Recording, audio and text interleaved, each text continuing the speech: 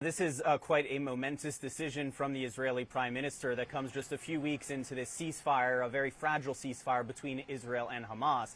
The Prime Minister, after calling today Hamas's slow return of bodies of deceased hostages and the return of a body who was not one of those 13 remaining hostages, a, quote, clear violation of the ceasefire, he is now ordering, quote, immediate powerful strikes in the Gaza Strip. We have not yet seen those strikes take place inside of Gaza, but you can be sure that they will shortly be taking place. We don't know yet what the severity of those strikes will actually be, but this would be the second time that the Israeli military has chosen to carry out a wave of airstrikes in Gaza after accusing Hamas of violating this ceasefire agreement. Now, as it relates to the specific violation that the Israeli government is accusing Hamas of in this case, yesterday we saw remains of what Hamas said was a hostage returned to Israel via the Red Cross. Following DNA analysis, the Israeli government concluded that it was remains belonging to a man named Ofir Tsarfati, who was taken hostage on October 7th,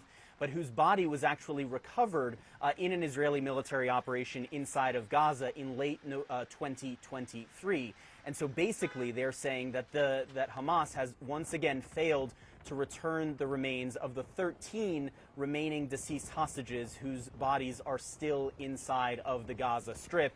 And we have been watching this frustration mounting from Israeli officials, but also from the families of deceased hostages about the slow pace of the return of these bodies of hostages. And this appears to have been the last straw from the Israeli government standpoint, at least where they feel a need to take this kind of military action inside of Gaza. Earlier today, we know that the Prime Minister held a security consultation about this matter. No immediate decision was taken, and it seemed that consultations needed to happen with the Americans first.